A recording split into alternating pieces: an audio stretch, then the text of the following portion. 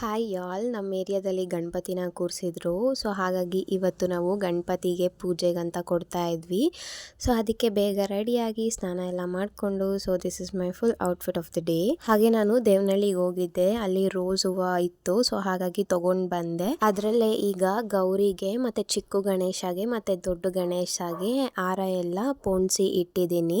ಹಾಗೆ ಪೂಜೆಗೆ ಏನೇನು ಬೇಕು ಅಲ್ವಾ ಅದೆಲ್ಲ ಎತ್ತಿಟ್ಕೊಂಡಿದ್ದೀನಿ. ಹಾಗೆ ಧನು ಕೂಡ ಬಂದ, ಅವನು ಕೂಡ ರೆಡಿ ಮಾಡಿ ಮತ್ತೆ ಕಾಫಿ ಕುಡಿಯೋಕೆ ಬಾ ಅಂತಂದ್ರು. ಕಾಫಿ ಎಲ್ಲ ಕುಡ್ಕೊಂಡು ಅಕ್ಕ ಕರೆದಿದ್ಲು. ಸೊ ಹಾಗಾಗಿ ಅಕ್ಕ ಅವ್ರ ಮನೆಗೆ ಹೋಗ್ತಿದ್ದೆ.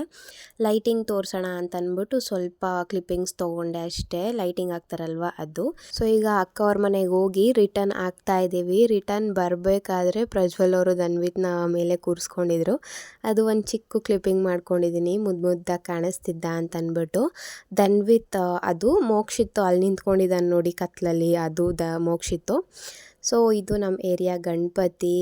ಯಾವ ಥರ ಇದೆ ಅಂತ ಕಮೆಂಟ್ ಮಾಡೋದನ್ನು ಮಾತ್ರ ಮರಿಬೇಡಿ, ನನ್ನದೇ ದೃಷ್ಟಿ ಆಗುತ್ತೆ, ಅಷ್ಟು ಚಂದ ಇದ್ದರು ಗಣಪತಿ ನಮ್ಮ ಏರಿಯಾದಲ್ಲಿ. ಸೊ ನೋಡಿ ನಾನು ಮಾಡಿದ ಹಾರ ಎಲ್ಲ ಹಾಕಿದ್ದಾರೆ ಗೌರಿಗೆ, ಚಿಕ್ಕ ಗಣಪತಿಗೆ ಎಲ್ಲ. ಹಾಗೆ ಧನುಗೆ ಡ್ಯಾನ್ಸ್ ಮಾಡು ಅಂದರೆ ಎಗರ್ಕೊಂಡೇ ಇದ್ದ. ಪೂಜೆ ಎಲ್ಲ ಮುಗಿಸ್ಕೊಂಡು ಮನೆಗೆ ಬಂದೆ. ಫುಲ್ಲು ದೃಷ್ಟಿ ಆಗಿತ್ತು, ದೃಷ್ಟಿ ಎಲ್ಲ ತೆಗೆಸ್ಕೊಂಡು ಊಟ ಮಾಡಿ ಮಲ್ಕೊಂಡೆ. Thank you so much for watching, bye.